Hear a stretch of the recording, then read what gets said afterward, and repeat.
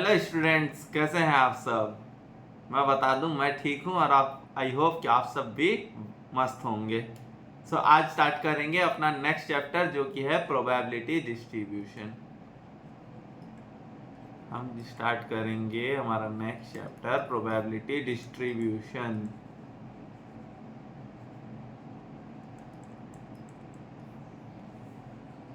अब सबसे पहले हम यही देखेंगे कि प्रोबेबिलिटी क्या होता है।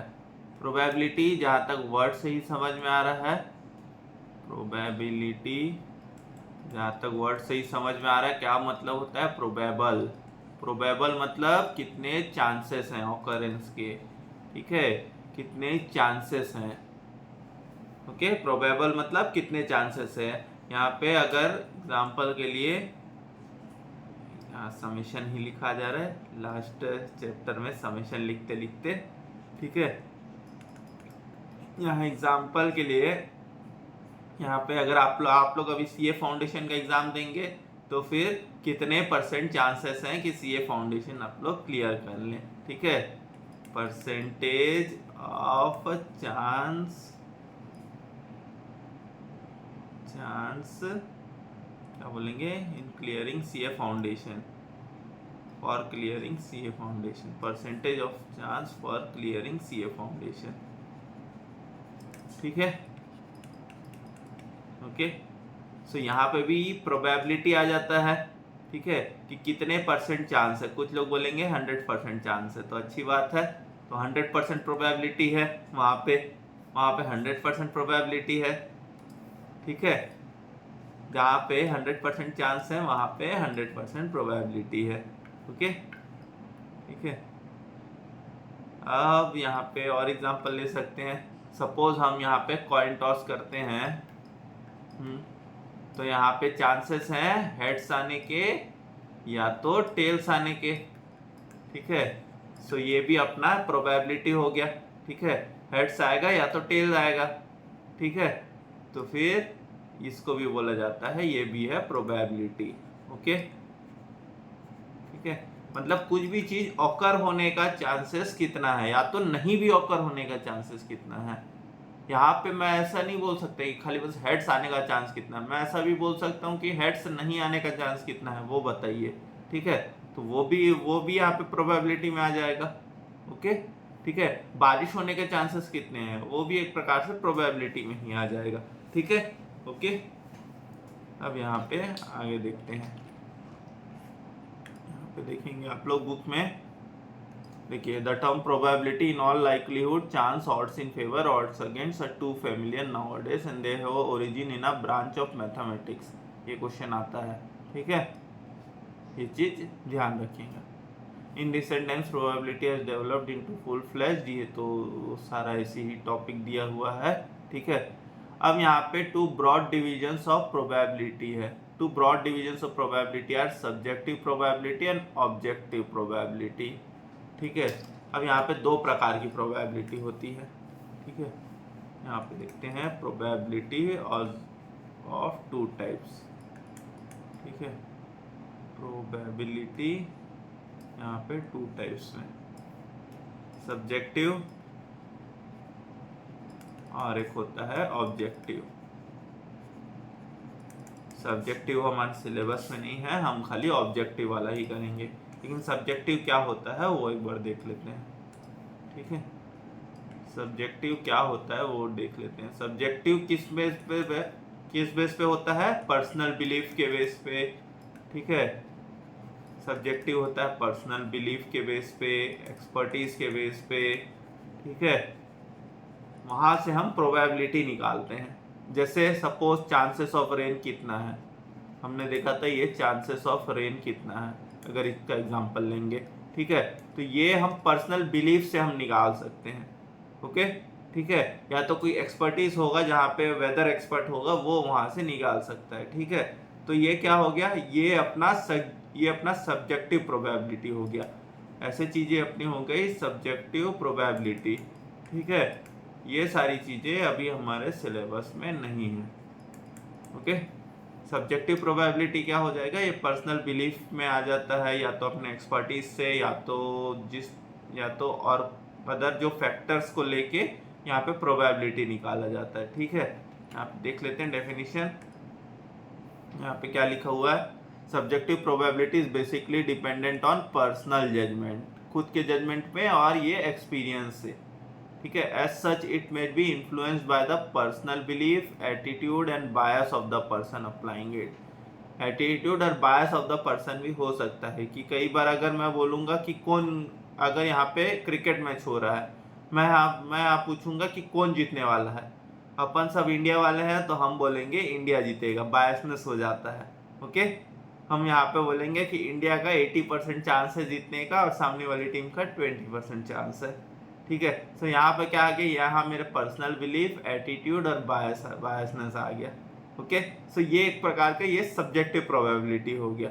ठीक है, यहाँ पे एग्जाम्पल में लिख लेते हैं। यहाँ पे एग्जाम्पल में chances of India winning a match, India winning cricket match.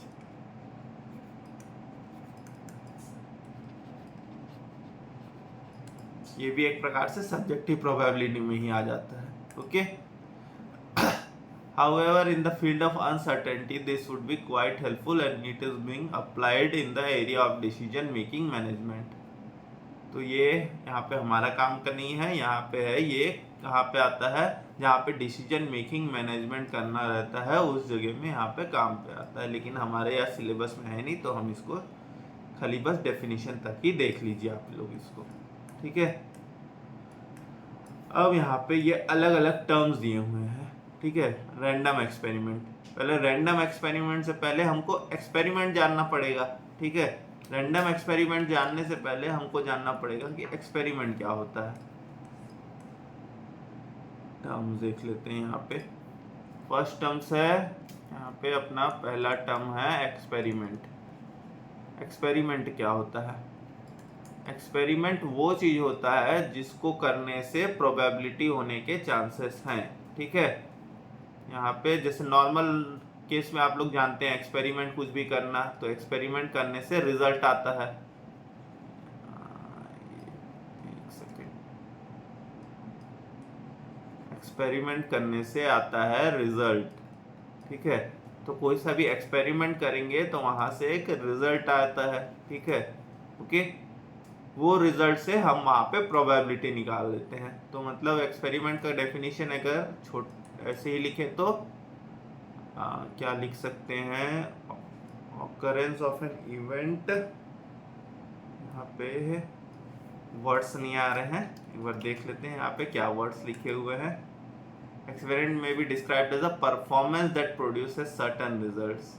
ठीक है, यहाँ पे performance that produces certain results, performance बोलेंगे। ओके, परफॉर्मेंस दैट प्रोड्यूसेस क्या, रिजल्ट।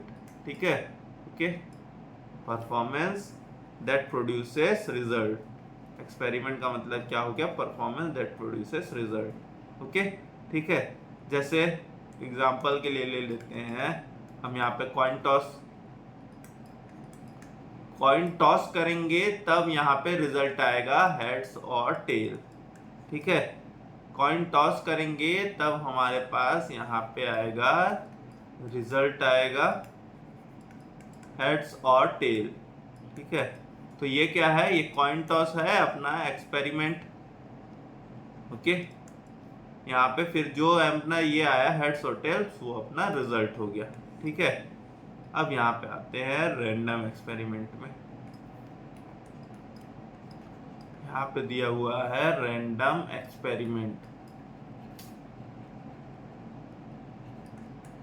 रैंडम एक्सपेरिमेंट का मतलब क्या हुआ, यहाँ पे देखिए डेफिनेशन में क्या लिखा हुआ है। Experiment is defined to be random if the results of the experiment depends on the chance only. तो ये सारे जो हमने अभी जो किया, ठीक है, यहाँ पे क्या लिखा हुआ है, डिपेंड्स ऑन चांस ओनली। ठीक है, रैंडम एक्सपेरिमेंट का मतलब डिपेंड्स ऑन चांस ओनली। यहाँ पे चांस ओनली में ही डिपेंड है, जिसे हमने एग्जांपल के लिए हम कॉइन टॉस कर रहे हैं। ठीक है, अभी कॉइन टॉस का एग्जांपल लेते हैं, या तो फिर अपन डाइस रोल भी करते हैं। ठीक है, डाइस रोल करते हैं। डाइस रोल में क्या है, 1 to 6 आने का कुछ भी चांसेस है, और यहाँ पे हेड्स और टेल्स आने का चांसेस है। तो डिपेंड्स ऑन चांस ओनली, ये चांस है। ठीक है, यहाँ पे डिपेंड्स ऑन चांस ओनली। तो यहाँ पे ये हो गया अपना ये रैंडम एक्सपेरिमेंट। ठीक है, ये जो अपना आएगा ये अपना चांस ओनली है। ठीक है, यहाँ पे डिपेंड करता है, या तो हेड्स आएगा या तो टेल्स आएगा, या तो ये 1 to 6 कुछ भी आ सकता है। ओके, ठीक है, ओके। सो ये अपना हो गया रैंडम एक्सपेरिमेंट हो गया। यहाँ पे देखते हैं आगे क्या लिखा हुआ है। If the results of the experiment depends on chance only. For example, if a coin is tossed, then we get two outcomes, head or tail. It is impossible to say in advance whether a head or tail would turn up when we toss the coins once. Impossible है, वो तो हम तुक्का मार के बोल सकते हैं कि यहाँ पे हेड्स आ जाता है, यहाँ पे टेल्स आ जाता है, लेकिन यहाँ पे ये इम्पॉसिबल है कि हम ये सच बता दें कि आज हेड ही आएगा। ठीक है, अगर हमारा तुक्का सही होगा तो हम बोलेंगे हम तो बता सकते थे, लेकिन ऐसा नहीं होता है। ठीक है, when we toss the coins once. Thus tossing a coin is an example of random experiment. Similarly, rolling the dice for any number of dice, drawing items from a box containing both defective and non-defective items. ठीक है, ये सारे examples दिए हुए हैं। Drawing cards from a pack of well shuffled 52 cards, etc. all are random experiments. यहाँ पे आप लोग को कार्ड्स का पता है क्या? हम यहाँ पे कार्ड्स का देख लेते हैं। कार्ड्स का पता है क्या? क्योंकि कार्ड्स के क्वेश्चंस काफ़ी आते हैं। ठीक है, तो यहाँ पे पहले हम कार्ड्स का देख लेते हैं। यहाँ पे होते हैं 4 प्रकार के कार्ड। ओके, एक होता है ये, 2 होते हैं रेड कार्ड। ठीक है, ये होता है अपना रेड कार्ड। रेड कार्ड में होता है हमारा हार्ट। ठीक है, ऐसा होता है हार्ट। रेड कार्ड में हमारे ये हार्ट वाला होता है। ठीक है, और होता है डायमंड। रेड कार्ड में होते हैं डायमंड। ठीक है, फिर होता है ब्लैक कार्ड। तो ब्लैक कार्ड होता है ऐसा।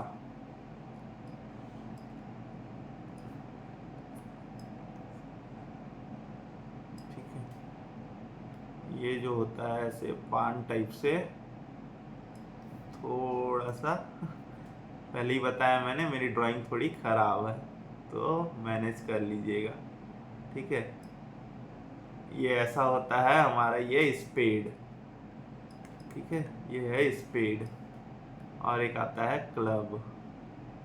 ठीक है, ऐसा एक कुछ आता है क्लब। ओके, और ये है हमारा यहाँ पे हार्ट बोलते हैं इसको, और ये होता है डायमंड। ओके, ये इस तरीके से होता है। ठीक है, अब यहाँ पे कितने कार्ड्स होते हैं? ये पहला ए होता है, फिर इसको बोला जाता है एस। ठीक है, यहाँ पे चारों में यहाँ पे एस होगा, फिर यहाँ पे होगा 1 to 10 तक होते हैं। ठीक है, 1 से ऐसे ऐसे करते हुए 10 तक होते हैं सब में। ठीक है, 1 to 10 होंगे।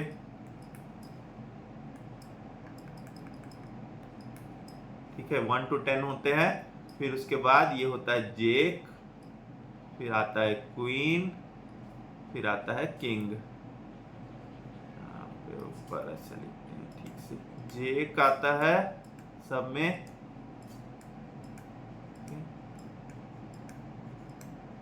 फिर आता है क्वीन,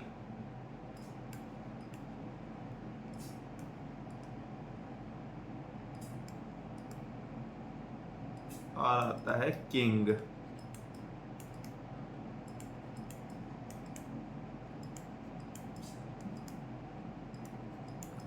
यहाँ पे एक मैंने मिस्टेक कर दी, यहाँ पे 2 से 10 तक जाएंगे। ठीक है, यहाँ पे 1 से नहीं जाते। 1 तो एस हो गया, एस को ही 1 बोला जाता है। ठीक है, ओके, जिसको हिंदी में इक्का ही बोलते हैं।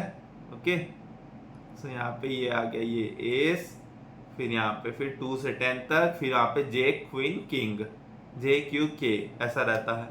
ठीक है। Heart shape, diamond shape, spade और क्लब, टोटल होते हैं 52 कार्ड्स। ओके, तो यहाँ पे चारों में बांट दिए गए, तो यहाँ पे सब में 13 कार्ड्स हैं। इसमें भी 13 कार्ड्स, इसमें भी 13, इसमें भी 13 और इसमें भी 13। लेकिन टोटल ब्लैक कार्ड अगर हम बोले तो टोटल ब्लैक कार्ड आएगा 26 और टोटल रेड कार्ड भी आएगा 26। ओके, ठीक है। ये हमारा आ गया यहाँ पे कार्ड्स का। और ये वाला अपने क्या कार्ड्स वाले क्वेश्चंस काफी पूछते हैं, तो अगर आप ये चीज ध्यान रखेंगे तो यहाँ से फिर क्या कार्ड्स वाले क्वेश्चन बनाने में आसानी होती है। ठीक है, अब अपन यहाँ पे अपना आगे का टॉपिक में आते हैं। आगे का टॉपिक क्या है, यहाँ पे आगे है इवेंट। इवेंट में क्या लिखा है, द रिजल्ट और the outcomes of a random experiment are known as events. पे समझ में आ गया होगा लाइन से ही, इवेंट्स। सपोज यहाँ पे किया हमने कॉइन टॉस, यहाँ पे अभी तक हम खाली बस अंदाजा लगा रहे थे कि हेड्स आएगा या टेल्स आएगा। यहाँ पे हमको रिजल्ट मिला, हमने कॉइन टॉस किया, रिजल्ट मिला हमको हेड। ठीक है, रिजल्ट मिला हमको हेड। तो यहाँ पे जैसे हमने कॉइन टॉस किया हमको मिला रिजल्ट हेड। ठीक है, तो ये जो हेड है ये अपना हो गया ये इवेंट जो हमारा आ गया यहाँ पे। जैसे जो भी हमारा जो रिजल्ट आ गया उसको बोलते हैं हम वहाँ इवेंट। ठीक है, ओके, उसको बोलते हैं हम वहाँ पे इवेंट। तो यहाँ पे वही चीज लिखा हुआ है, द रिजल्ट और द आउटकम। तो ये रिजल्ट और जो आउटकम जो आया उसी को हम इवेंट बोलते हैं। अब यहाँ पे दिया हुआ है the events are of 2 types. यहाँ पे 2 तरीके के इवेंट होते हैं। ठीक है, यहाँ पे होते हैं इवेंट्स आर ऑफ 2 टाइप्स।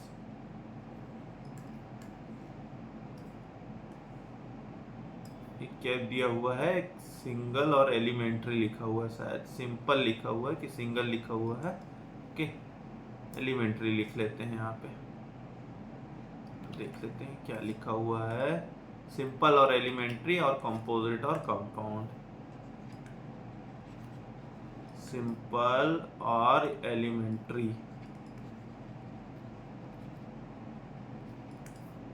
ठीक है, कंपोजिट और कंपाउंड, ये इस तरीके के इवेंट है। ठीक है, सिंपल और एलिमेंट्री का मतलब क्या होता है, जहां पे हम जो भी रिजल्ट है, रिजल्ट को हम यहाँ पे आगे कुछ नहीं कर सकते। मतलब रिजल्ट को हम डीकम्पोज बोलते हैं वर्ड। ठीक है, रिजल्ट को डीकम्पोज नहीं कर सकते। यहाँ पे एग्जांपल देख लेते हैं सिंपल या एलिमेंट्री का। सिंपल और एलिमेंट्री को यहाँ पे एग्जांपल ले लेते हैं। हमने कॉइन टॉस किया, ठीक है, कॉइन टॉस किया, रिजल्ट आया हेड। हेड हो गया हमारा एक इवेंट। ठीक है, हमने ये 1 टाइम टॉस किया था। ठीक है, 1 टाइम हमने ये टॉस किया था। तो अब हम यहाँ पे इसको कुछ भी डीकम्पोज नहीं कर सकते। हेड के बाद और कोई सा भी रिजल्ट नहीं आ सकता। ठीक है, हेड के बाद अब यहाँ पे कोई सा भी रिजल्ट नहीं आ सकता। ठीक है, यहाँ पे अगर दूसरा एग्जांपल लेते हैं, सपोज यहाँ पे इंडिया विनिंग क्रिकेट मैच। ठीक है, इंडिया विनिंग क्रिकेट मैच, अगर कोई प्रोबेबिलिटी है। ठीक है, इंडिया विनिंग क्रिकेट मैच का प्रोबेबिलिटी है। रिजल्ट क्या आया, रिजल्ट आ गया इंडिया विन। ठीक है, अब हम यहाँ पे इसके आगे हम इसको डिकम्पोज नहीं कर सकते। ओके, ठीक है, तो ये क्या आ गया अपना सिंपल या एलिमेंट्री। यहाँ पे और एक एग्जांपल ले लेते हैं। यहाँ पे हम एग्जांपल ले लेते हैं, फाइंड अ डायमंड कार्ड। ठीक है, find a diamond card from pack of cards. तो यहाँ पे डायमंड कार्ड जो भी है, डायमंड कार्ड आने की कुछ ना कुछ प्रोबेबिलिटी होगी। यहाँ पे 13 डायमंड कार्ड है और टोटल 52 डायमंड कार्ड है, तो ये 1/4 का प्रोबेबिलिटी हो गया। अब मैं क्या है, मेरे पास आ गया डायमंड कार्ड। ठीक है, ओके। अब यहाँ पे इसके आगे कुछ नहीं पूछा है, तो इसके आगे ये कोई और कोई इवेंट आएगा नहीं, ठीक है। सो ये अपना हो गया, ये अपना सिंपल या एलिमेंट्री इवेंट हो गया, ठीक है। यहाँ पे क्वेश्चन में और कुछ ये पूछा नहीं है, ठीक है, खाली बस डायमंड कार्ड निकालना था, सिंपल और एलिमेंट्री इवेंट, ठीक है, ओके। यहाँ पे ठीक है, ये इस तरीके से फाइंड अ डायमंड कार्ड नहीं लिखे रहेगा, क्वेश्चन में और कुछ लिखा रहेगा, मैं खाली समझाने के लिए इस तरीके से लिख रहा हूँ। सो यहाँ पे सिंपल और एलिमेंट्री इवेंट समझ में आ गया कि हम वहां पर रिजल्ट को आगे नहीं बांट सकते, ठीक है। यहाँ पे हम रिजल्ट को आगे नहीं बांट सकते। कंपोजिट और कंपाउंड में क्या हो गया, 2 और मोर रिजल्ट्स आ गया, ठीक है। यहाँ पे 2 और मोर इवेंट्स या फिर 2 और मोर रिजल्ट्स बोल सकते हैं, ओके, 2 और मोर रिजल्ट। तो अब यहाँ पे इसका एग्जांपल लेते हैं, कंपाउंड या कंपोजिट में। यहाँ पे कंपोजिट,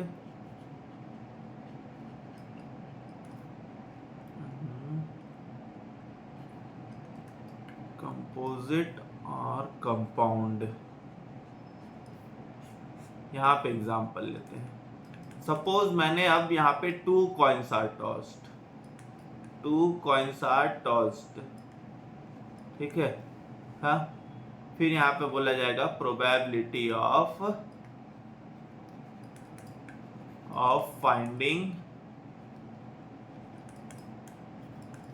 एटलीस्ट 1 हेड, ठीक है। अगर हम इस तरीके से प्रोबेबिलिटी लेंगे तो यहाँ पे अगर दोनों कॉइन टॉस करूंगा तो या तो दोनों में हेड आएगा, या तो दोनों में या तो टेल आएगा, ठीक है, या तो दोनों में हेड आएगा, या तो दोनों में या तो टेल आएगा, या तो पहले में हेड आएगा और दूसरे में टेल आएगा, ठीक है, या तो दूसरे में टेल आएगा और पहले में हेड आएगा। इस तरीके से हो सकता है, ठीक है, ओके, इस तरीके से हो सकता है। तो यहाँ पे हम क्या, यहाँ पे क्या हो गया, यहाँ पे अपने पास 2 या 2 से ज्यादा रिजल्ट आ गए, ठीक है।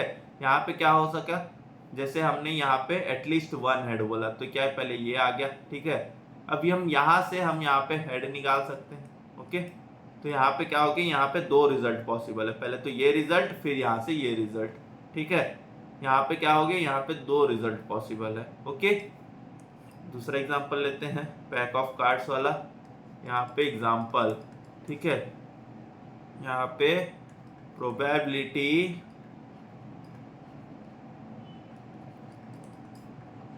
ऑफ गेटिंग रेड कार्ड, ठीक है,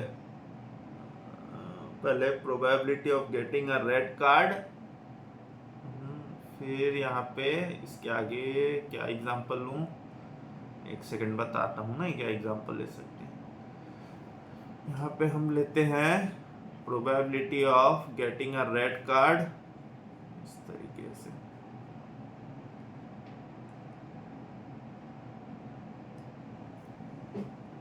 यहाँ पे अलग तरीके से लिखते हैं। यहाँ पे व्हाट इज द प्रोबेबिलिटी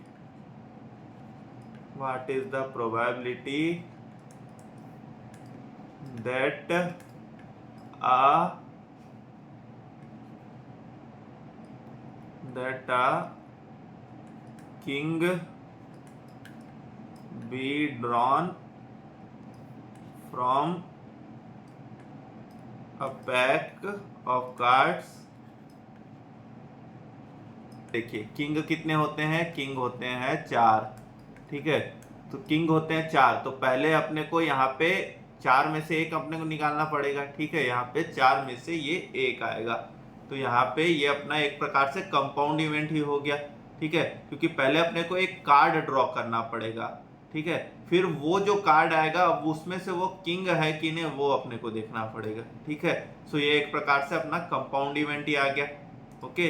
ये अपना क्या हो गया, ये एक प्रकार से अपना कंपाउंड इवेंट ही हो गया, ओके।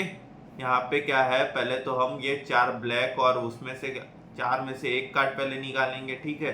अब उसमें से वो किंग है कि नहीं वो अपने को चेक करना है, तो वो अपना हो गया एक कंपाउंड इवेंट हो गया, ओके, ठीक है। यहाँ पे देख लेते हैं बुक में क्या लिखा हुआ है डेफिनेशन। अब event is known to be simple if it can not be decomposed into further events, इसको हम फर्दर इवेंट्स में डीकम्पोज नहीं कर सकते। Tossing a coin once provides us two simple events namely head and tail. अगर इसको एक बार जैसे टॉस करते हैं तो सिर्फ हेड एंड टेल आएगा। On the other hand, composite event is the one that can be decomposed into 2 और मोर इवेंट्स, इसको डीकम्पोज कर सकते हैं। Getting a head when a coin is tossed twice is an example of composite events, as it can be split into head tail or tail head, which are both elementary events। ठीक है, ये जब अगर पहली बार अगर अपन ने toss किया, ठीक है, वहां पे एक बार हेड और एक बार टेल आ गया, ठीक है, दोनों कॉइन को टॉस किया, वो क्या हो गया, वो हमारा एलिमेंट्री इवेंट हो गया, सिंगल इवेंट। लेकिन अब हमको निकालना है कि एक बार हेड आ सकता है कि नहीं, ठीक है, तो वहां पे वो दोनों इवेंट के ऊपर जो डिपेंड रहेगा, ठीक है, वहां पे वो इवेंट्स के ऊपर ये डिपेंड है। जैसे ये हमने एग्जांपल लिया था, ये वाले इवेंट्स के ऊपर ये डिपेंड है, ठीक है। सो यहाँ पे ये जैसे ये इस इवेंट्स के ऊपर डिपेंड है, तो यहाँ पे आ गया ये कंपोजिट इवेंट्स और कंपाउंड इवेंट आ गया, ठीक है, ओके, ठीक है, यहाँ पे ये आ गया कंपोजिट इवेंट्स और कंपाउंड इवेंट। अब आते हैं नेक्स्ट टॉपिक में। यहाँ पे है म्यूचुअली एक्सक्लूसिव इवेंट्स और incompatible events is known as the mutually exclusive if not more than one of them can occur simultaneously. The occurrence of one such event implies that the non-occurrence of other events. Mutually exclusive events मतलब दो events एक साथ नहीं हो सकते, उसको बोलता है, उसको बोला जाता है म्यूचुअली एक्सक्लूसिव इवेंट्स। यहाँ पे इधर लिख लेते हैं नेक्स्ट पेज में।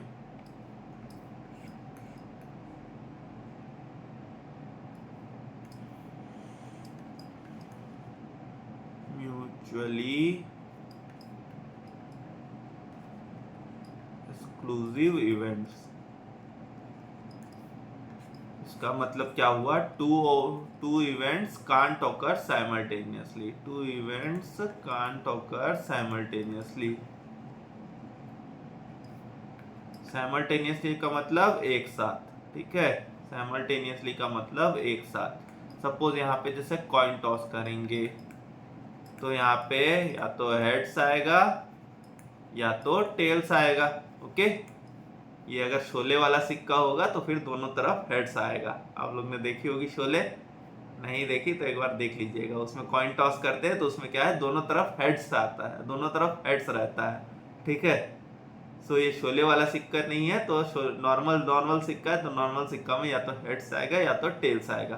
तो अगर ऐसे केसेस में क्या बोला जाता है, यहाँ पे म्यूचुअली एक्सक्लूसिव इवेंट्स, अगर हेड्स आएगा तो टेल्स आना इम्पॉसिबल है, ठीक है, ओके।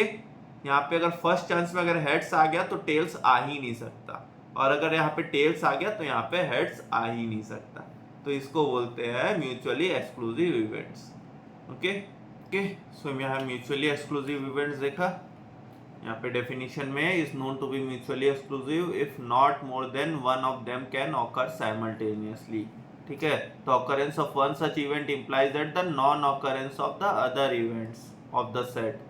यहाँ पे देख लिया, अगर हेड आएगा मतलब टेल नहीं आएगा, और टेल आएगा मतलब हेड नहीं आएगा, ठीक है।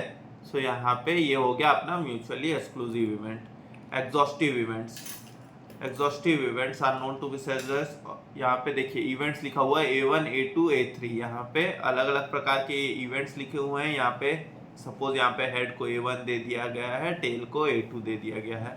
यहाँ पे अगर डाइस भी थ्रो करेंगे तो यहाँ पे A1 A2 A3 इस तरीके से दिया हुआ है, ठीक है। Set if one of this events must necessarily occur, तो यही सेम ऐसा ही केस है, ठीक है।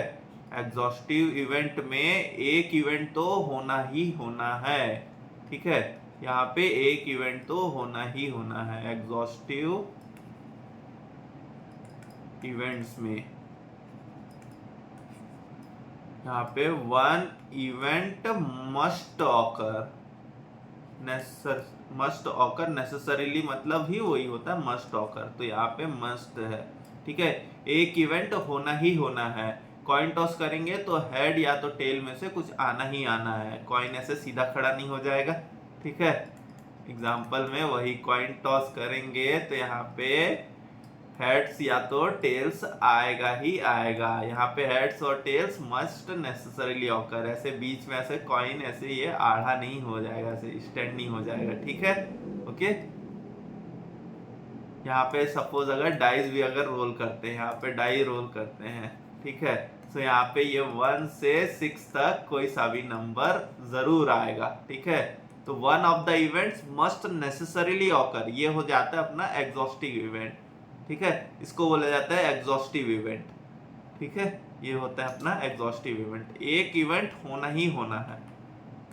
ओके, यहाँ पे one of the events must necessarily occur, यहाँ पे एक इवेंट होना ही होना है। इक्वली लाइकली और म्यूचुअली सिमेट्रिक इवेंट्स या इक्वी प्रोबेबल इवेंट्स, यहाँ पे ये क्या हो गया, आ गया अपने पास, नेक्स्ट आ गया अपने पास इक्वली लाइकली,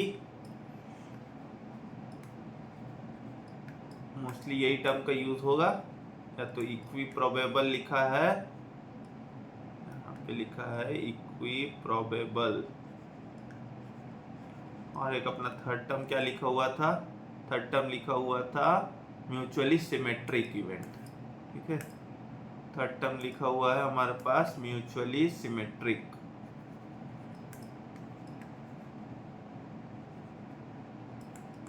ओके, अब इसका मतलब क्या हुआ, जैसे यहाँ पे हम यहाँ पे एग्जांपल अभी तक ले आ रहे हैं कॉइन टॉस का ही, ठीक है, कॉइन टॉस का एग्जांपल ले आ रहे हैं।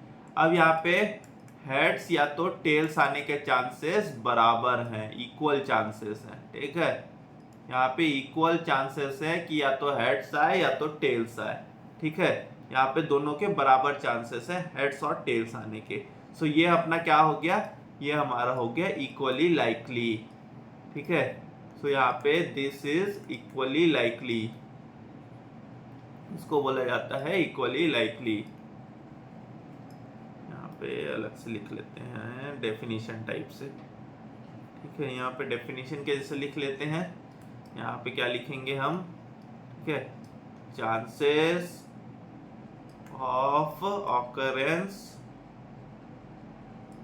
Of all the events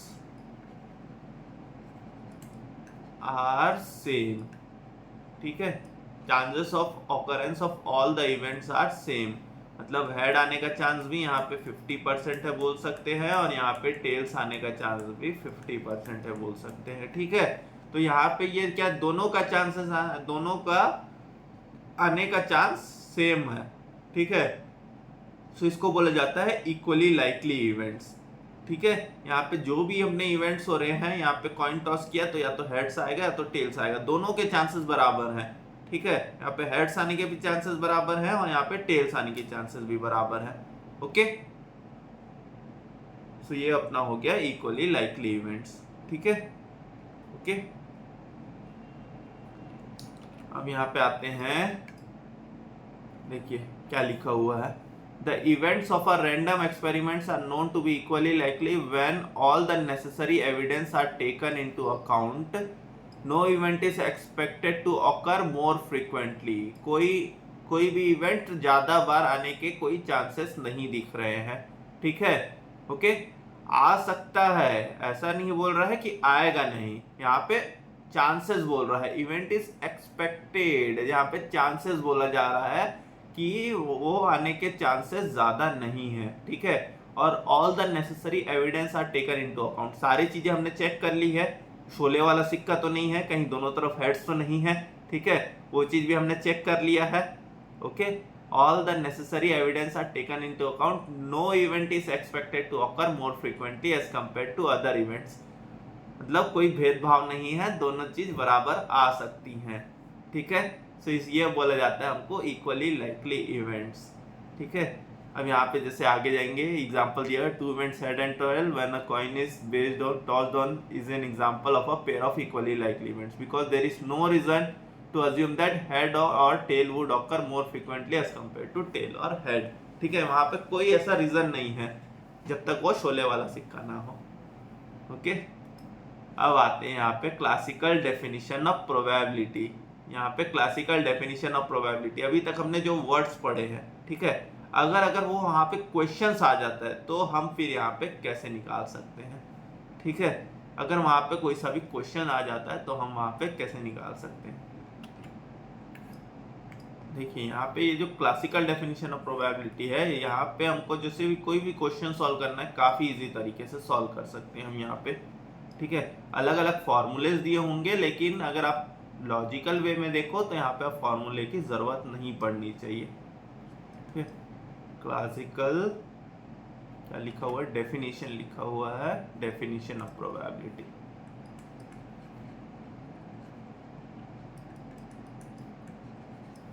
classical definition of probability.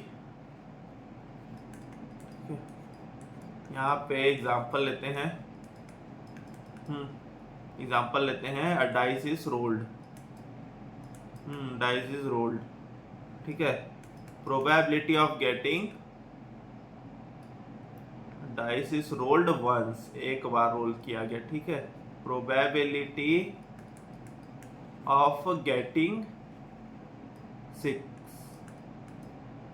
Probability of getting 6 यहाँ पे, ठीक है।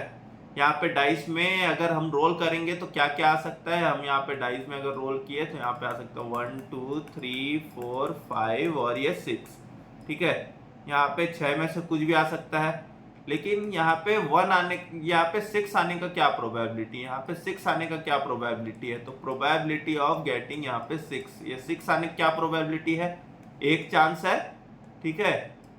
1 आउट ऑफ ये 6 में से एक ही है, ठीक है, 6 में से एक ही है चांस। ये चीज समझ में आ रहा है। टोटल इवेंट्स कितने हैं 6, और यहाँ पे जो अपना 6 आने का चांस कितना है, एक ही चांस है, ठीक है। तो 6 में से एक चांस है यहाँ पे 6 आने की प्रोबेबिलिटी। तो यहाँ पे ये 1/6 हो गया, ये अपना प्रोबेबिलिटी, ठीक है। यहाँ पे 1/6 हो गया प्रोबेबिलिटी। तो यहाँ पे अगर इसी चीज को हम यहाँ पे फॉर्मूला में लिख लेते हैं तो probability of A is equals to यहाँ पे ऑकरेंस ऑफ ये लाइकली इवेंट, ठीक है, ऑकरेंस ऑफ फेवरेबल इवेंट बोल देते हैं, ठीक है। यहाँ पे ये फेवरेबल इवेंट है, occurrence of favourable event divided by total number of mutually exclusive events थे। यहाँ पे सब म्यूचुअली एक्सक्लूसिव इवेंट्स थे, ठीक है। यहाँ पे कुछ भी आ सकता था, total number of mutually exclusive events. हम यहाँ पे हमने एक फॉर्मूला यहाँ पे बना लिया, ठीक है। यहाँ पे देखते हैं लगभग वैसा ही कुछ फॉर्मूला होगा, ठीक है। यहाँ पे एक रैंडम एक्सपेरिमेंट लिया गया है in a finite elementary sets. यहाँ पे एक वर्ड लिखा हुआ है finite elementary sets. Finite elementary sets मतलब जैसे ये हमने यहाँ पे देखा, ठीक है। यहाँ पे 1 to 6 है, यहाँ पे ये टोटल अपने को वैल्यू दिया है, वैल्यू अपन ले सकते हैं यहाँ पे 6 वैल्यू। तो ये आ गया अपना फाइनाइट सेट, ओके। ये हमारा आ गया फाइनाइट सेट। हमने यहाँ पे सेट्स में देखा था कि 1 2 3 4 5 6 अगर आ गया, इतने टोटल आ गया तो फाइनाइट सेट हो गए। और अगर वहाँ पे कंटिन्यू अगर खत्म नहीं हो रहा है तो वो हो गया अपना इनफाइनाइट सेट, ठीक है। सो ये अपना आ गया फाइनाइट सेट, ठीक है। अगर आप लोग ने सेट्स नहीं पढ़ा है तो एक बार सेट्स जरूर, पहले एक बार सेट्स पढ़ लीजिए और फिर परम्यूटेशन कॉम्बिनेशंस पढ़ लीजिएगा, फिर आप लोग को ये प्रोबेबिलिटी काफ़ी इजी लगेगा, क्योंकि यहाँ पे वो दोनों चीज़ों का रिलेशन है, ठीक है। सो यहाँ पे आगे देखते हैं, which are assume to be equally likely. Equally likely assume किया जा रहा है, जैसे हमने यहाँ पे अज्यूम किया इक्वली लाइकली है। यहाँ पे 1 से 6 तक कुछ भी आ सकता था, ठीक है, ये इक्वली लाइकली था। We next assume that out of this n events n a is less than equal to n events are favourable to n event a। देखिए यहाँ पे ये खाली बस कंफ्यूज करने के लिए कंफ्यूजिंग लैंग्वेज लिखा हुआ है, ठीक है। एन ए मतलब नंबर ऑफ जो इवेंट जो फेवरेबल है, जैसे 6 आने के chances is less than equal to n। वहाँ पे टोटल जो n थे 6 से कम थे, ठीक है, 1 ही था, वहाँ पे एक ही बार आने का चांस था, ठीक है। Events are favourable to an event A, then the probability of occurrence of event A is defined as the ratio of the number of events favourable, number of events favourable to A. मतलब favourable to A मतलब 6 आने के chances कितने हैं। अगर वो against ए बोलता तो मतलब 6 आने के चांसेस नहीं है, ठीक है। फेवरेबल है मतलब वहां पे चांसेस हैं, उसके तरफ फेवर कर रहा है, ठीक है। To the total number of events, यहाँ पे to the total number of events, हमने टोटल नंबर ऑफ इवेंट्स लिखे, टोटल नंबर ऑफ इवेंट्स कितने थे, 6 इवेंट्स थे वहां पे, ठीक है। 1 आ सकता है, 2 आ सकता है, 3 आ सकता है, 4 आ सकता है, 5 आ सकता है, 6 आ सकता है। वहां पे टोटल नंबर ऑफ इवेंट्स कितने, 6 हुए, ओके। तो यहाँ पे यही वो फॉर्मूला लिख दिया गया है, ओके। अब यहाँ आगे देखते हैं, however instead of considering all elementary elements को कंसीडर करना छोड़ के, we focus our attention to only those composite events which are mutually exclusive, exhaustive and equally likely. अगर हम खाली बस उसी पे ही फोकस करें जो कंपोजिट इवेंट है, ठीक है, जो कि म्यूचुअली एक्सक्लूसिव है, एग्जॉस्टिव है, equally likely, and if m is less then n denotes such event and is furthermore ma is less than equal to na denotes the number of mutually exclusive, exhaustive and equally likely events favorable to a, then we have number of mutually exclusive, exhaustive and equally likely events favorable to a, total number of mutually exclusive, exhaustive events, equally likely events। ये simple वही चीज दिया हुआ है, बस इसको confusing करके दिया हुआ है, ठीक है। ये सिंपल वही चीज दिया हुआ है, बस वहां पे कंफ्यूजन करके दिया हुआ है। सपोज यहाँ पे हम यहाँ पे ले लेते हैं एक कंपोजिट इवेंट, जैसे हमने वहां पे कंपोजिट इवेंट पे एग्जांपल लिया था, यहाँ पे हमने एग्जांपल लिया था कंपोजिट इवेंट्स में 2 कॉइन्स आर टॉस्ड, ठीक है, 2 कॉइन्स आर टॉस्ड साइमल्टेनियसली, ठीक है। यहाँ पे हमने लिया था 2 कॉइन्स आर टॉस्ड साइमल्टेनियसली, ठीक है, साइमल्टेनियसली, ठीक है। यहाँ पे प्रोबेबिलिटी ऑफ गेटिंग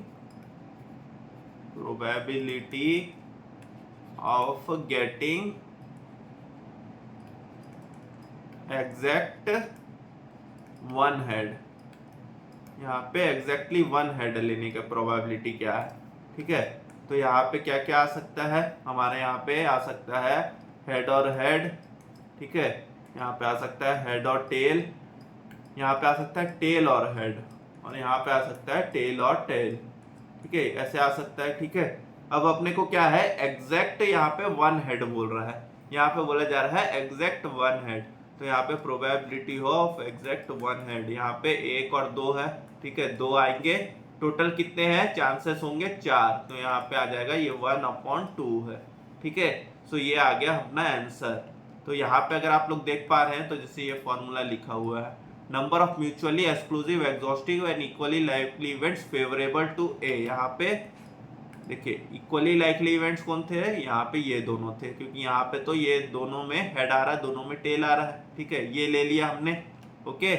फिर यहाँ पे नीचे क्या लिखा हुआ है, total number of mutually exclusive, exhaustive and equally likely events, यहाँ पे टोटल इवेंट्स कितने हैं, यहाँ पे 4 है, तो यहाँ पे 2/4, ये 1/2 आ जाएगा आंसर।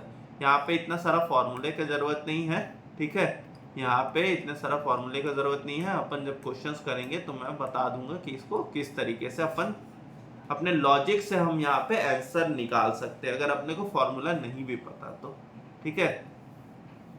अब यहाँ पे क्या दिया हुआ है, classical definition of probability has the following demerits और लिमिटेशन, यहाँ पे कुछ डीमेरिट्स है और कुछ लिमिटेशन है क्लासिकल डेफिनेशन ऑफ प्रोबेबिलिटी के।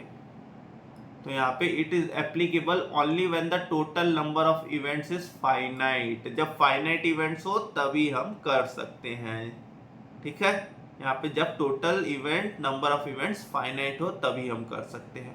It can be used when only when the events are equally likely or equiprobable, the assumption is made well before experiment is performed, ठीक है।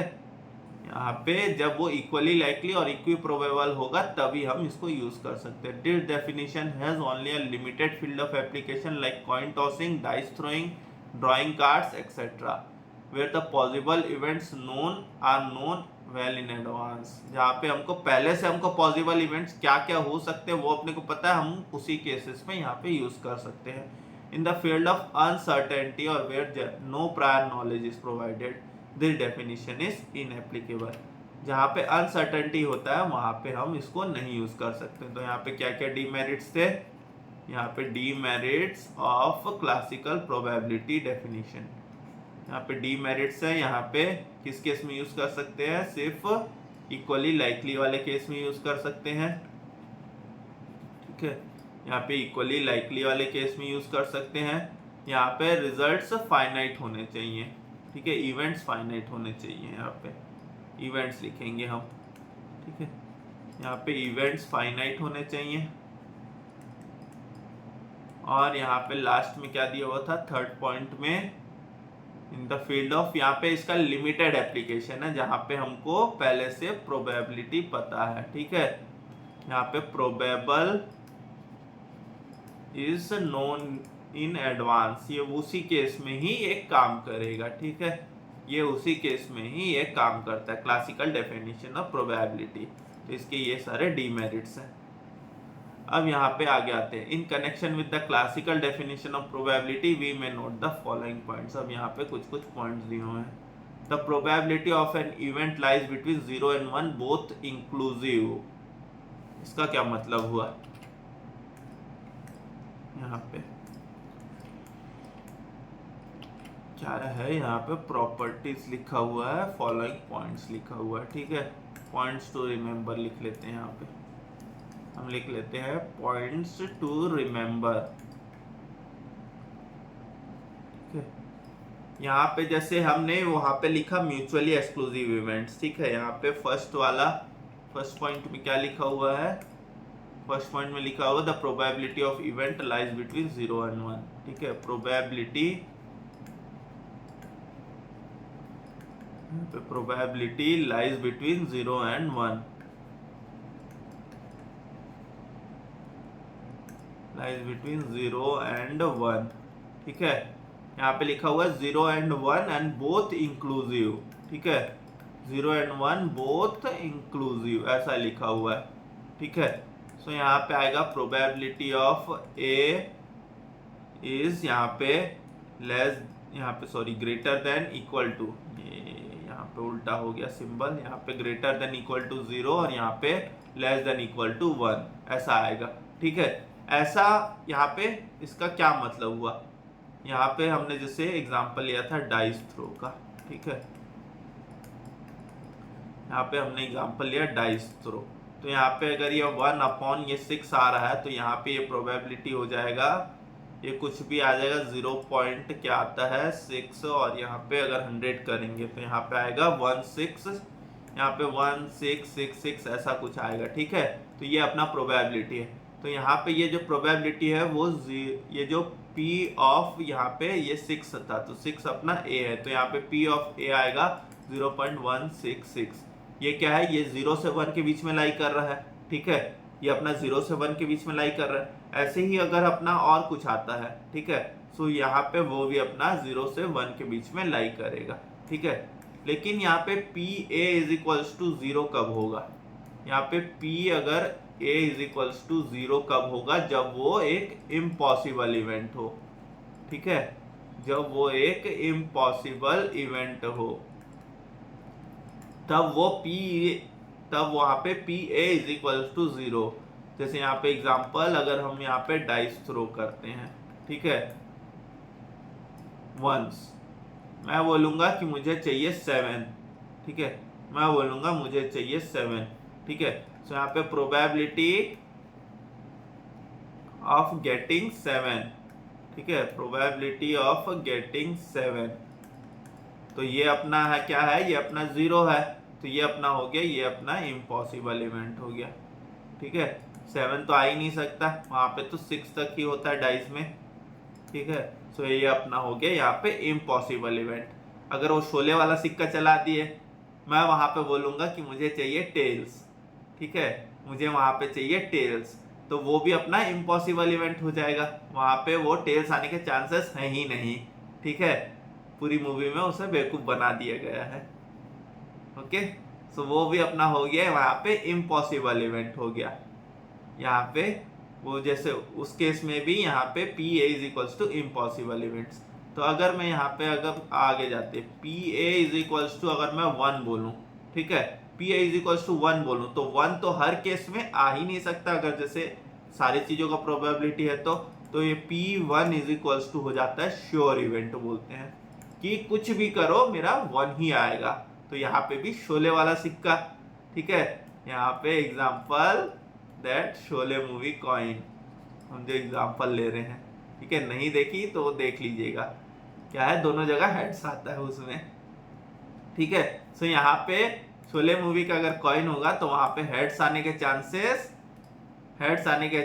श्योर इवेंट है, ठीक है, वहां पे श्योर इवेंट है कि हर बार हेड्स ही आएगा, तो वहां पे P A is equals to 1 हो जाता है, ठीक है। तो यहाँ पे वही चीज लिखा हुआ है, देखो P A is equals to 0, A is known to be an impossible event and P A is equals to 1, A is known to be a sure event, ठीक है।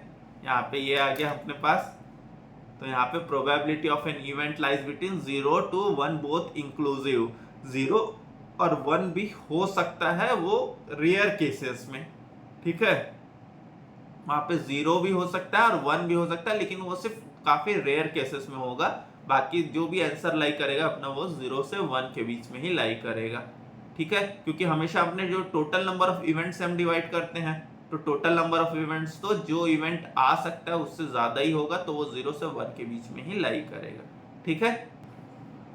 अब आगे यहाँ पे non occurrence of a event A is denoted by, ये A complement होता है या इसको भी ए कॉम्प्लीमेंट बोलते हैं, A bar it is known as complementary event, it is known as complementary event of A, ठीक है। ये इवेंट कॉम्प्लीमेंट्री क्या होगा, जब म्यूचुअली एक्सक्लूसिव और एग्जॉस्टिव इवेंट होंगे यहाँ पे, ठीक है। जैसे अभी तक हमने देखा था कि अगर एक चीज आने के चांसेस हैं, सपोज यहाँ पे एग्जांपल लेते हैं, यहाँ पे ले लेते हैं कॉम्प्लीमेंट्री इवेंट्स, यहाँ पे कॉम्प्लीमेंट्री इवेंट्स, ठीक है। तो यहाँ पे जैसे आने के जैसे चांसेस हैं, अगर जैसे यहाँ पे हम देख रहे थे कि एग्जांपल यहाँ पे कॉइन टॉस करके, यहाँ पे हम कॉइन टॉस कर रहे हैं, ठीक है। अब हम यहाँ पे लेते थे प्रोबेबिलिटी ऑफ गेटिंग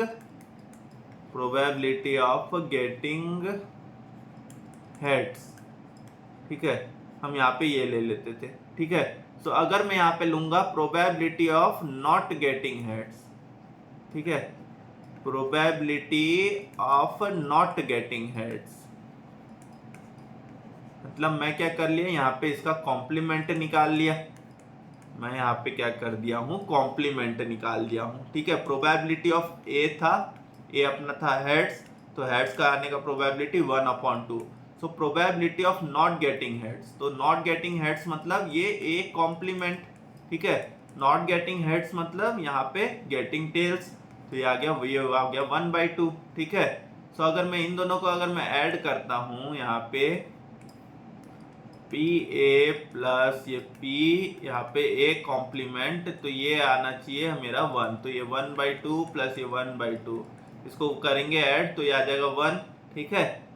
सो अगर मेरे को यहाँ पे चाहिए प्रोबेबिलिटी ऑफ गेटिंग हेड और मेरे को दिया हुआ है यहाँ पे probability of not getting head, तो यहाँ पे मैं 1 minus probability of not getting head करूंगा, तो यहाँ पे ये मेरा आ जाएगा प्रोबेबिलिटी ऑफ गेटिंग हेड, ठीक है, ये आ गया मेरा प्रोबेबिलिटी ऑफ गेटिंग हेड, ठीक है, ये मेरा आ गया आंसर। यहाँ पे दूसरा एग्जांपल लेते हैं, example dice is rolled once, ठीक है, डाइस इज रोल्ड वंस, ठीक है, प्रोबेबिलिटी ऑफ नॉट गेटिंग 6, ठीक है, प्रोबेबिलिटी ऑफ नॉट गेटिंग 6, वहां पे 6 नहीं आना चाहिए, ठीक है।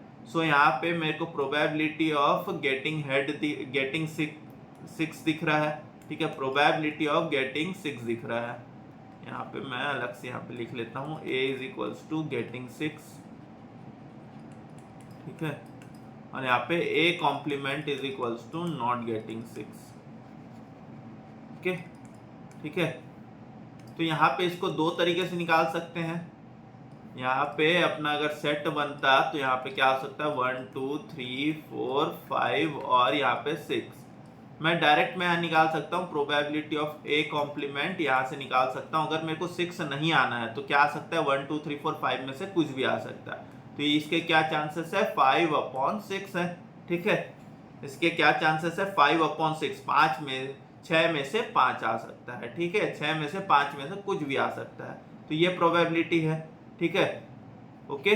अब अगर मेरे को इस तरीके से नहीं निकालना तो मेरे को प्रोबेबिलिटी ऑफ ए पता है 1/6 आएगा। तो अब अगर मैं probability of not getting a निकालना चाहता हूं तो मैं 1 - 1/6 करूंगा, तो यहां से भी मेरा 5/6 आ सकता है। ठीक है, यहां से भी मेरा 5/6 आ सकता है।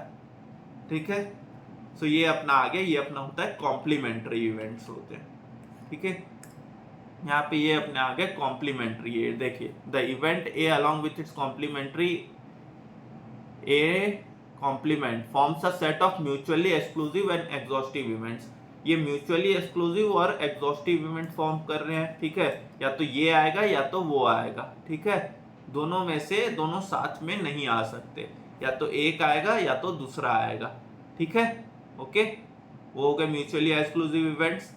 और यहाँ पे एग्जॉस्टिव इवेंट्स भी, मतलब एक आएगा तो दूसरा नहीं ही आएगा। ठीक है, अगर वहां पे 6 आएगा तो बाकी के 5 नहीं ही आएंगे। ओके, ठीक है। अब यहाँ पे आगे क्या दिया हुआ है, the ratio of number of favourable events to the number of unfavourable events is known as odds in favor of event A and the inverse ratio is known as the odds against the event A। ठीक है, यहाँ पे क्या दिया हुआ है, यहाँ पे odds in favor और फिर यहाँ पे odds against दिया हुआ है। ठीक है, देखते हैं यहाँ पे आगे, यहाँ पे जो थर्ड पॉइंट है। ठीक है, odds in favor of या फिर odds against, ये दो चीज अपने को यहाँ पे दिया हुआ है। यहाँ पे odds in favor of का मतलब क्या हुआ, सपोज जैसे मैं बोल रहा हूँ, यहाँ पे एग्जांपल हमने लिया था डाइस वाला। ठीक है, डाइस वाला, तो चांसेस ऑफ गेटिंग 6। ठीक है, यहाँ पे प्रोबेबिलिटी ऑफ गेटिंग 6, ये था हमारा एग्जांपल। ठीक है, तो यहाँ पे ऑड्स इन फेवर ऑफ बोल रहा है, तो यहाँ पे 6 आने के चांसेस कितने। ठीक है, तो यहाँ पे how are the odds in favour of 6, अगर ऐसा पूछता है, यहाँ पे 6 आने के चांसेस कितने थे, 1/6। और यहाँ पे जो बाकी नहीं आने के चांसेस कितने थे। ठीक है, यहाँ पे देखिए 6 आने के चांसेस कितने थे, 1, लेकिन नहीं आने के चांसेस कितने थे, नहीं आने के चांसेस थे 5। ठीक है, सो यहाँ पे ऑड्स इन फेवर ऑफ 6 कितना है, 1/5। ठीक है, ऑड्स इन फेवर ऑफ 6 कितना है, यहाँ पे 1/5। ये आ गया अपना ऑड्स इन फेवर ऑफ, यहाँ पे ऑड्स इन फेवर ऑफ 6 कितना है, 1/5। देखिए यहाँ पे वही लिखा होगा फॉर्मूला में। ठीक है, यहाँ पे देखिए क्या है, यहाँ पे odds in favours of M A क्या हो गया, इवेंट हो गया। एम हो गया अपना total event minus M A, M हो गया अपना यहाँ पे total events minus M A. ठीक है, ये अपना हो गया, यहाँ पे एम हो गया टोटल इवेंट कितना था 6, माइनस एम ए कितना है यहाँ पे 1, तो यहाँ पे 6 - 1 5 आ गया। ठीक है, वैसे अगर अपने को ऑड्स अगेंस्ट निकालना है, अब यहाँ बोलूंगा यहाँ पे ऑड्स अगेंस्ट 6, मतलब यहाँ पे 6 आने के चांसेस कितने नहीं है यहाँ पे। ठीक है, यहाँ पे ऑड्स अगेंस्ट 6, तो यहाँ पे 5 अगेंस्ट है, इसी को हम इन्वर्स कर देंगे 5 अगेंस्ट, और यहाँ पे 6 आने का चांसेस 1 है, लेकिन नहीं आने के चांसेस 5 है। ठीक है, तो नहीं आने के चांसेस को ऊपर लिखा और जो आने के चांसेस उसको नीचे लिखा, तो ये अपना रेशियो बन गया। ठीक है, तो यहाँ पे यही अपना फॉर्मूला दिया हुआ है, यहाँ पे अपने को इसी चीज को फॉर्मूले के टर्म में लिया हुआ है। ठीक है, यहाँ पे लिखा हुआ देखो, known as odds in favour of the ratio of number of favourable events to the number of unfavourable events. ठीक है, तो अपना यहाँ पे फेवरेबल इवेंट्स कितना था 1, अनफेवरेबल इवेंट्स था 5। इस केस में ऑड्स अगेंस्ट 6 लिखा हुआ है, लेकिन अगेंस्ट 6 मतलब फेवरेबल टू अदर 5, वही चीज लिखा हुआ है। अगेंस्ट 6 मतलब फेवरेबल टू अदर 5। ठीक है, सो यहाँ पे ये फेवरेबल टू अदर 5 और उसका अनफेवरेबल टू अदर 5, ठीक है। या तो फिर अगेंस्ट 6 भी, वो भी बोल सकते हैं कि अगेंस्ट 6 मतलब फेवरेबल टू जो 6 नहीं आना चाहिए, ठीक है। ये वही लैंग्वेज है, थोड़ा सा पेचीदा तरीके से बोल दिया गया, ठीक है। तो यहाँ पे अगर ऑड्स इन फेवर्स ऑफ या अगेंस्ट निकालना है तो यहाँ पे ऑड्स इन फेवर ऑफ या अगेंस्ट निकालना है तो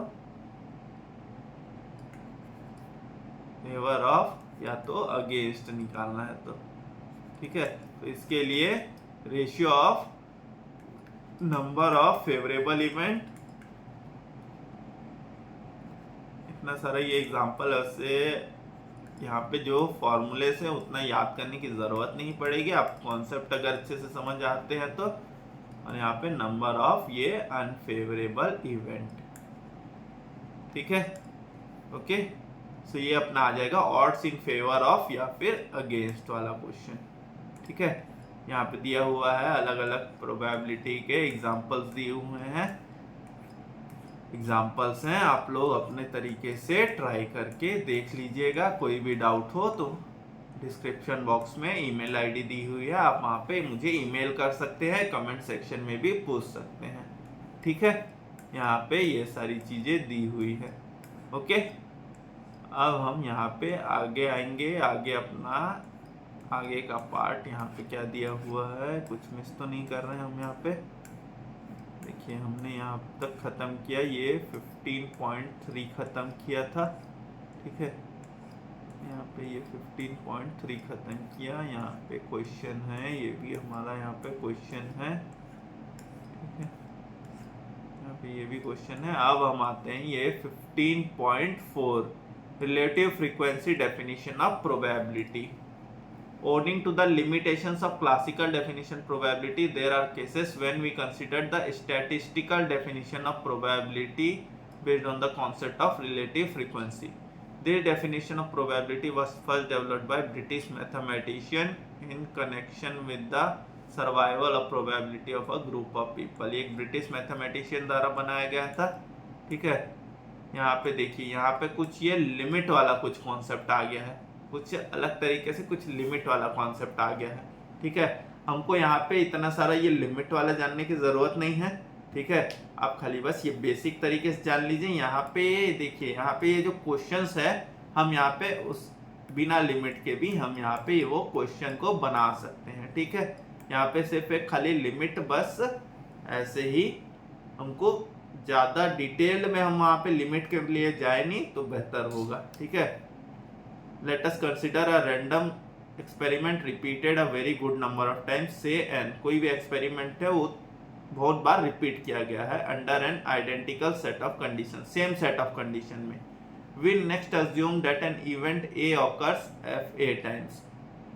उसमें कोई भी सा भी एक इवेंट है जो बार बार हो रहा है। सपोज वहाँ पे हम वहाँ पे देख रहे हैं, वहाँ से हम सपोज हम कॉइन टॉस कर रहे हैं, ठीक है।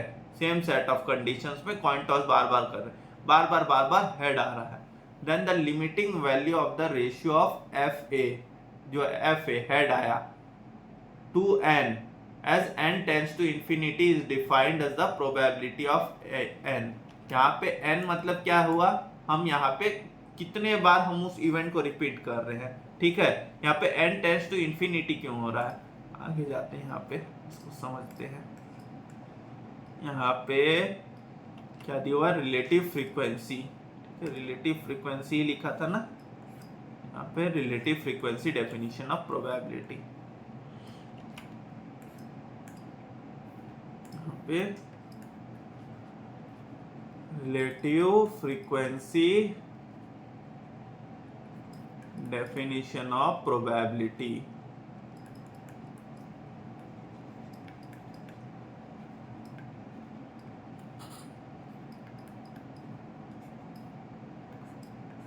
यहाँ पे relative frequency definition of probability दिया हुआ है। सपोज जैसे यहाँ पे एग्जांपल है, हम यहाँ पे कॉइन टॉस किए n टाइम्स, ठीक है, n टाइम्स, ठीक है।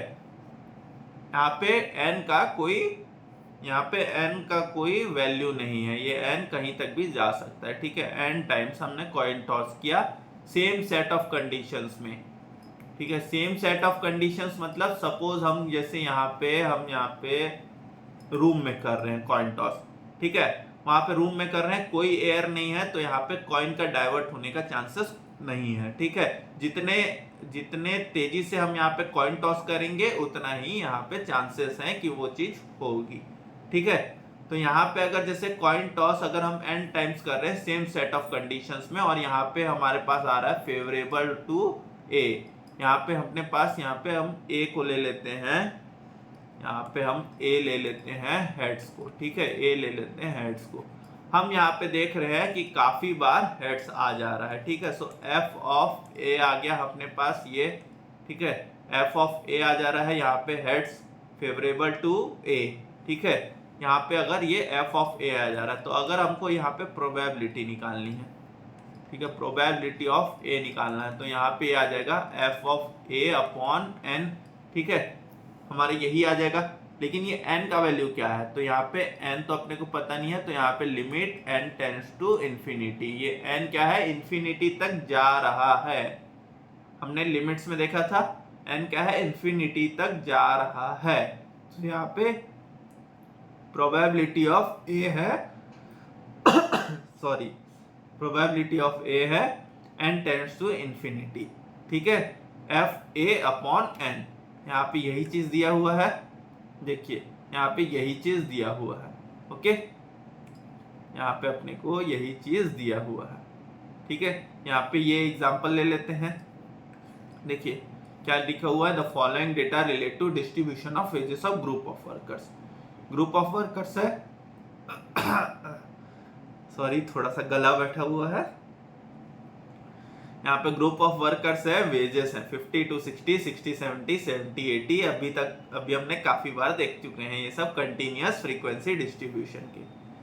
अब यहाँ पे if a worker is selected at a random from the entire group of workers, what is the probability that his veg would be less than 50, ठीक है। सो यहाँ पे अपने को क्यूमुलेटिव फ्रीक्वेंसी टेबल निकाल सकते थे। यहाँ पे इसी टेबल को एक बार बना लेते हैं, एग्जाम्पल सॉल्व कर लेते हैं, ठीक है। यहाँ पे एग्जाम्पल है 15.7, तो यहाँ पे क्या दिया हुआ है, वेजेस दिए हुए हैं, वेजेस अपने को है यहाँ पे 50 to 60, यहाँ पे 60 70, यहाँ पे 70 80, फिर यहाँ पे 80 और 90, फिर यहाँ पे क्या दिया हुआ 90 और 90 100 100 110 और 110 120, ठीक है, 90 100, यहाँ पे फिर यहाँ 100 110, यहाँ पे आएगा नहीं, सॉरी यहाँ पे ये आएगा नहीं, हम यहाँ पे नेक्स्ट पेज में ही कर लेते हैं, ठीक है, एग्जाम्पल यहाँ पे नेक्स्ट पेज में, ओके। यहाँ पे अपना एग्जाम्पल है, यहाँ पे है वेजेस, ठीक है, यहाँ पे 50 60, फिर यहाँ पे 60 70, यहाँ पे है 60 और 70, यहाँ पे है 70 80, यहाँ पे है 80 90, यहाँ पे 90 100 और यहाँ पे 100 110, ठीक है, यहाँ पे 110 120 तक है, क्या 110 120 तक है, 110 और यहाँ पे 120, ठीक है। यहाँ पे अपने को वर्कर्स दिए हुए हैं कि यहाँ पे नंबर ऑफ वर्कर्स दिए हुए हैं, ठीक है, यहाँ पे हमको वर्कर्स दिए हुए हैं, तो यहाँ पे हम पहले क्यूमुलेटिव फ्रीक्वेंसी भी निकालेंगे, पहले वर्कर्स लिख लेते हैं। यहाँ पे 15 23 36 42 17 12 5, 15 23 36 42, 15 23 36 42 42 17 12 और 5, 17 है 12 है और 5 है। हम यहाँ क्यूमुलेटिव फ्रीक्वेंसी निकालेंगे, तो यहाँ पे लेस देन वाला क्यूमुलेटिव फ्रीक्वेंसी, तो यहाँ पे 60 से लेस देन, यहाँ पे 60 से लेस देन वाला है, यहाँ पे 15, ठीक है, 70 से लेस देन 23 प्लस 15 38, फिर यहाँ पे 80 से लेस देन 36 प्लस 38, 36 प्लस 38 कितना होगा, 38 प्लस 30 68 और 6 74 होगा। यहाँ पे 74 प्लस 42 कितना होगा, 74 प्लस 40 114 प्लस 2 116, फिर यहाँ पे प्लस 17 आएगा ये 133, फिर ये प्लस 12 आएगा 133 प्लस 12 145 और यहाँ पे आ गया 150। ठीक है, हमको यहाँ पे क्वेश्चंस क्या क्या पूछा हुआ है। If a worker is selected at a random from the group से random, what is the probability that his wage would be less than 50? Less than 50 वाले तो एक भी नहीं है। ठीक है, his wage would be less than 50, तो यहाँ पे लेस देन 50 वाले तो एक भी नहीं है। तो यहाँ पे फर्स्ट क्वेश्चन का आएगा, यहाँ पे P of A is equals to 0 आएगा। ठीक है, यहाँ पे लेस देन 50 वाले तो 0 है। ठीक है, यहाँ पे 0/150 भी करेंगे तो 0 आएगा। ये करने का जरूरत ही नहीं है क्योंकि ये तो इम्पॉसिबल इवेंट हो गया अपना, डायरेक्ट 0 लिख सकते हैं। His veg would be less than 80, यहाँ पे लेस देन 80 होगा, हिज वेज वुड बी, तो लेस देन 80 वाले ये केस है। ठीक है, तो यहाँ पे लेस देन 80 है 74, तो यहाँ पे P ऑफ A आएगा यहाँ पे 74 और टोटल कितने हैं 150 में से। तो यहाँ पे अगर इसको डिवाइड करोगे तो ये आ जाएगा यहाँ पे 75, यहाँ पे आता है 37। सो यहाँ पे इससे ज़्यादा सिंप्लीफाई नहीं हो सकता, तो ये आएगा 37/75। देखते हैं वही आएगा, देखिए वही आ रहा है 37/75। See his veg would be more than 100, अब यहाँ पे मोर देन 100 वाले कितने होंगे, यहाँ पे 3। ठीक है, यहाँ पे wage would be more than 100, तो यहाँ पे इसका भी ये P of A more than 100, यहाँ पे हम ये लेस देन 100 वाले निकाल चुके हैं। ठीक है, 133। अब यहाँ पे मोर देन 100 वाले कितने आएंगे, अगर ये लेस देन 100 वाले 133 है तो मोर देन 100 वाले कितने बच गए 17 बच गए, टोटल 150 थे, यहाँ पे बच गए 17। ठीक है, मोर देन 100 वाले कितने बच गए 17 बच गए। ठीक है, देख सकते हैं, तो यही आ रहा है, ये जो अपना फ्रीक्वेंसी है यही आ गया यहाँ पे आंसर। ठीक है, लेकिन ये तो अपना उस हिसाब से आ गया, सॉरी ये जो अपना है ये अपना कोइंसिडेंटली आ गया। ठीक है, ये हमने यहाँ पे मोर देन वाला फ्रीक्वेंसी निकाला ही नहीं है। तो अगर हम यहाँ पे क्यूमुलेटिव फ्रीक्वेंसी अगर हम यहाँ पे मोर देन वाला निकालेंगे तो फिर यहाँ पे आएगा, ये देखिए यहाँ पे आ जाएगा 5, यहाँ पे 12, यहाँ पे आ जाएगा सॉरी यहाँ पे आएगा 17। अगर हम मोर देन वाला निकालते हैं तो यहाँ पे 110 लेंगे। ठीक है, यहाँ पे हम इस साइड के लिमिट को लेंगे। ठीक है, अगर हम मोर देन वाला निकाल रहे हैं तो हम यहाँ पे इस साइड के लिमिट को लेंगे। तो ये 110 से ज़्यादा 5, फिर यहाँ पे 17, यहाँ पे आ जाएगा 34, यहाँ पे 34 प्लस 42, 34 प्लस 42, 34 प्लस 40 होगा 74 और 2 76 प्लस ये 36 आएगा, 76 प्लस 30 106 प्लस ये 112 प्लस यहाँ पे 23 आएगा अपने पास 135 और यहाँ पे आ जाएगा 150। ठीक है, तो हम यहाँ पे फिर ये लेफ्ट साइड का लिमिट को लेंगे। ठीक है, अभी हमने यहाँ पे लेस देन के लिए राइट वाले को लेते हैं, तो मोर देन के लिए इसको लेंगे। ठीक है, जिस तरीके से बनाए हैं। तो 100 से ऊपर वाले कितने हैं 17, तो यहाँ पे 17/150 ये आ जाएगा हमारा आंसर। ठीक है, यहाँ पे जो थर्ड वाला है वहाँ पे 17/150 आ जाएगा आंसर। यहाँ पे फोर्थ वाला देखते हैं, फोर्थ वाला है his wages would be between 70 and 100, 70 और 100 के बीच में उसका वेज रहेगा। ठीक है, तो यहाँ पे 70 से ज़्यादा 112 लोग। ठीक है, यहाँ पे 100 से कम 133। ठीक है, यहाँ पे 70 से ज़्यादा और 100 से कम, तो यहाँ पे 133 माइनस ये 112 अपॉन ये 150। ठीक है, यहाँ पे फोर्थ वाले को आगे लिख लेते हैं, पॉच हो जा रहा है थोड़ा सा जगह में। ठीक है, फोर्थ वाले में यहाँ पे P ऑफ ये A 70 से ज़्यादा कितने हैं, 70 से ज़्यादा है 112 लोग। ठीक है, और यहाँ पे 100 से कम कितने हैं, 100 से कम है यहाँ पे 133, यहाँ पे सॉरी ये माइनस में आ जाएगा तो उल्टा ले लेते हैं।